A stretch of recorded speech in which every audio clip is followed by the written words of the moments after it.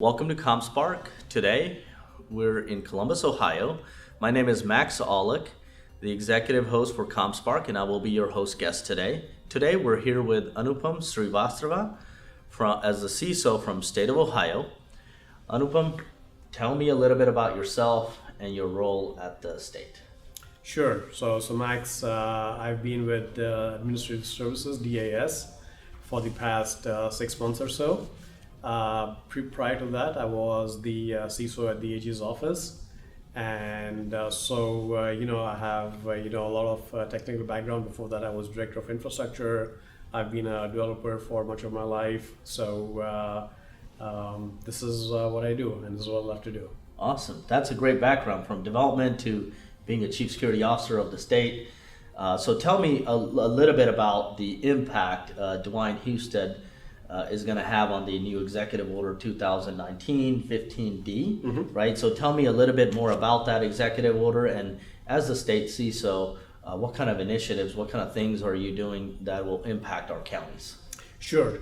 So security and privacy are very much enshrined in the Ohio Constitution. It is at the cornerstone of everything we do at the state.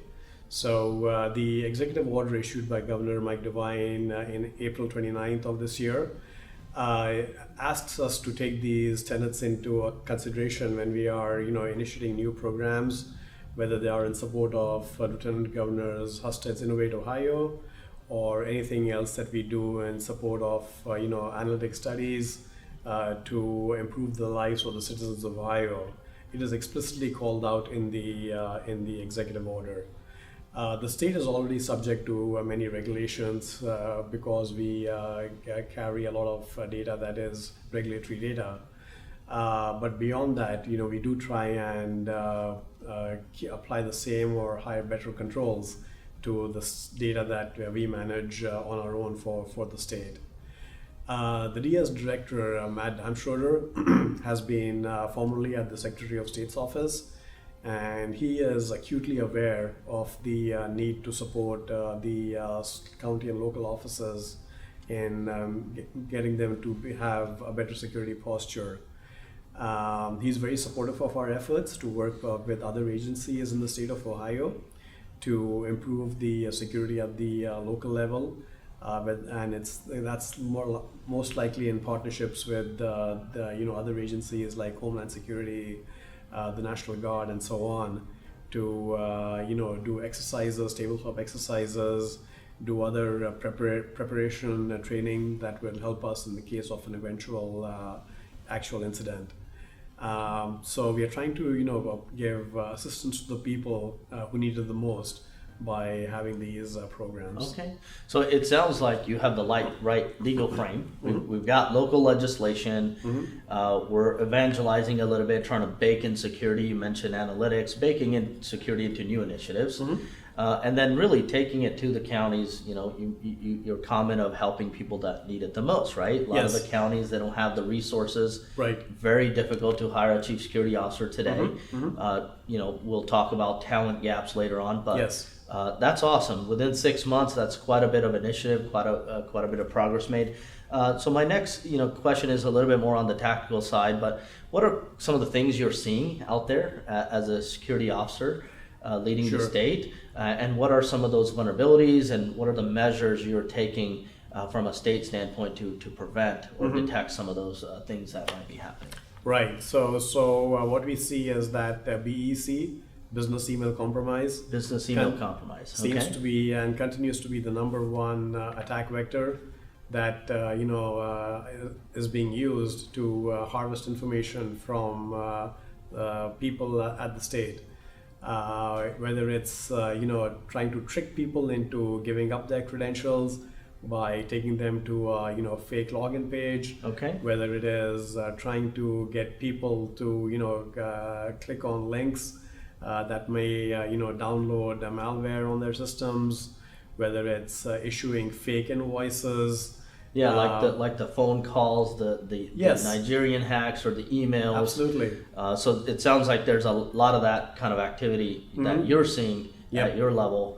Social engineering, as we call it, or phishing. Yes. What are some of the things that we're we're doing about it, and you know, how can we get in front of some of those things? Right. So the best way to counter this is by user awareness and training. Okay. So the state has a program whereby, you know, the people in charge actually run phishing campaigns where they will send out emails that are obviously not you know, legitimate emails, and they will ask the users to report those as fake, and then we see what the, you know, success rate is in people not clicking on those emails. Okay. But the thing with that is it takes a long time for that to sink in to the end for the end users. Right. That's not something that you can, you know, do overnight. Overnight, yeah. So it takes a while, and we still because of that have to stay ahead of the game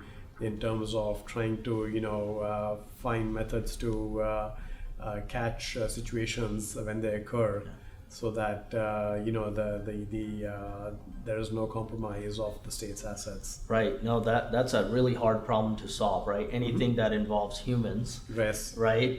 It's really hard to even automate that or put some sort of a governance mechanism in place to prevent. But then we learn, Yes. there's always new ways to trick a human, right? Oh, well, so- And you know, the scammers are very crafty in you know, making their emails seem legitimate.